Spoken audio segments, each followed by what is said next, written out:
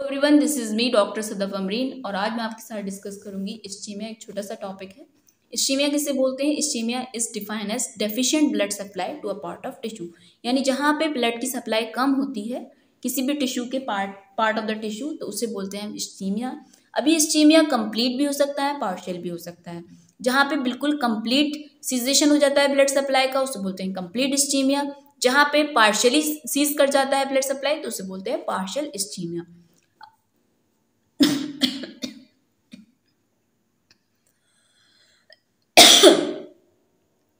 अब देखते हैं जो एडवर्स इफेक्ट होते हैं इस्चीमिया के, वो किस तरीके से असर करते हैं।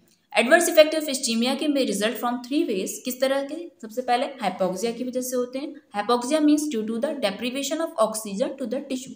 जब ऑक्सीजन की सप्लाई सही से नहीं हो पाती टिश्यू को, तो उसे बोलते हैं हाइपोक्सिया। यही सबसे ज्यादा मोस्ट इंपॉर्टेंट और कॉमन कॉज होता है इस्चीमिया कॉज करने का।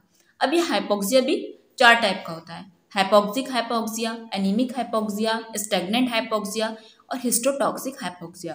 हाइपोक्सिक हाइपोक्सिया बोलते हैं जब ऑक्सीजन आर्टेरियल ब्लड के अंदर कम होता है। ठीक है, ये हुआ हमारा हाइपोक्सिक हाइपोक्सिया। एनीमिक हाइपोक्सिया जब हीमोग्लोबिन कम होता है ब्लड के अंदर, तो बोलते हैं एनीमिक हाइपोक्सिया।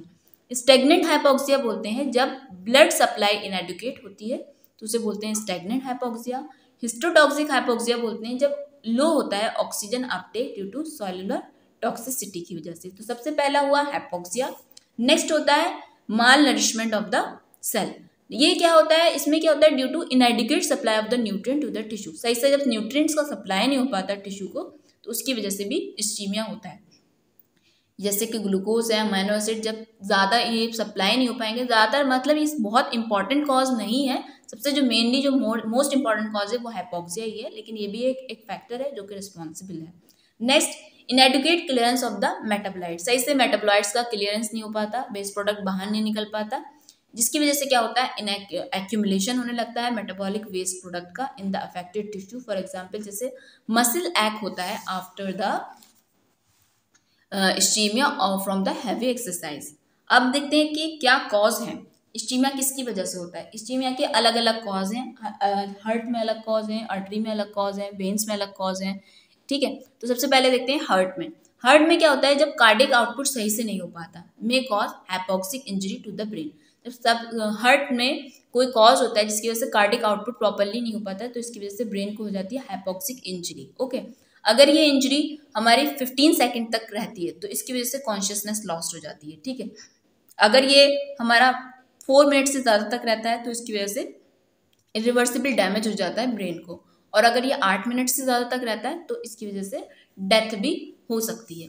आर्टरीज के अंदर क्या क्या कॉजेज होते हैं? आर्टरीज के अंदर कुछ कॉजेज होते हैं जो ल्यूमन से रिलेटेड होते हैं, कुछ कॉजेज होते हैं जो आर्टेरियल वॉल से रिलेटेड होते हैं, कुछ कॉज ऐसे होते हैं जो आर्टरीज पे बाहर से प्रेशर डालने की वजह से होते हैं। आर्टरीज के अंदर जो ल्यूमन के अंदर कॉज होते हैं, जैसे बोलते हैं luminal occlusion of the artery cause करते हैं, जैसे थ्रोम्बोसिस एंड एम्बोलिज्म। ठीक है, नेक्स्ट जो कॉज होते हैं जो आर्टेरियल वॉल के अंदर होते हैं, जैसे कि मैंने यहाँ एक छोटा सा एक निमोनिक बनाया, वैक्थ, जैसे वैजोस्पाज्म, ए से आर्टेरियोस्क्लेरोसिस, पी से पॉलीआर्थराइटिस नोड्यूसा, टी से थ्रोम्बोजाइटिस ओब्लिटरन जिसे बर्जर डिजीज भी बोलते हैं, और एच से हाइपोथर्मिया। प्रेशर पड़े, अगर आउटसाइड प्रेशर पड़े आर्टरी पे, तो कौन कौन से कॉज हो सकते हैं जो प्रेशर डालते हैं? जैसे टॉर्निकेट है, लाइगेचर है, टाइट प्लास्टर है, बैंडेज है, टॉर्जन है। तो ये क्या है? जो आउटसाइड से प्रेशर डालते हैं आर्टरी पे, जो कि फिर रिस्पॉन्सिबल होते हैं कॉज करने के लिए इस्चीमिया। वेन्स पे क्या क्या कॉज होते हैं? ब्लॉकेज हो जाए वेनस ड्रेनेज का, जिसकी वजह से क्या होता है? इंगॉर्जमेंट होता है, ऑब्स्ट्रक्शन होता है आर्टेरियल ब्लड सप्लाई का।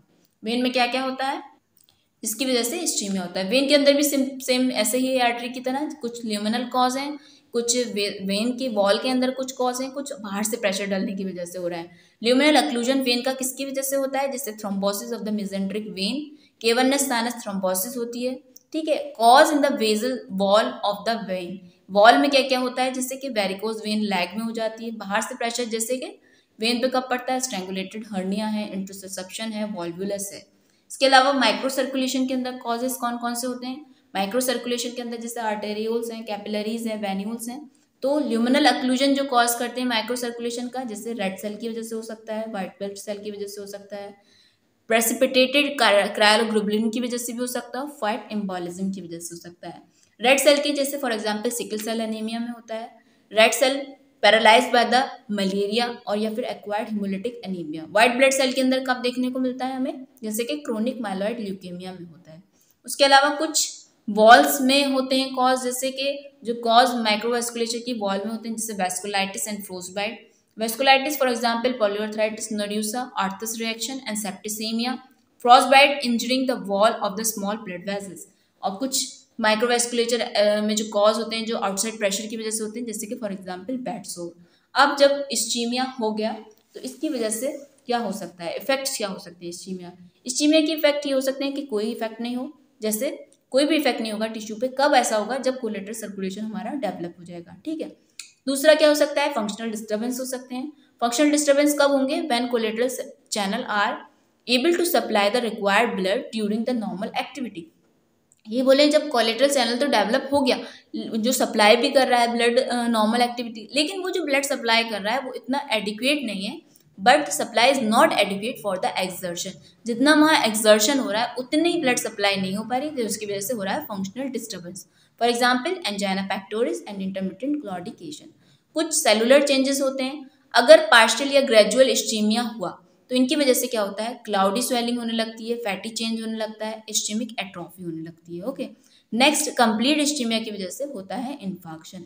इसके अलावा सडन डेथ भी हो सकती है इस्चीमिया की वजह से। The cause of sudden death from ischaemia is usually myocardial and cerebral infarction.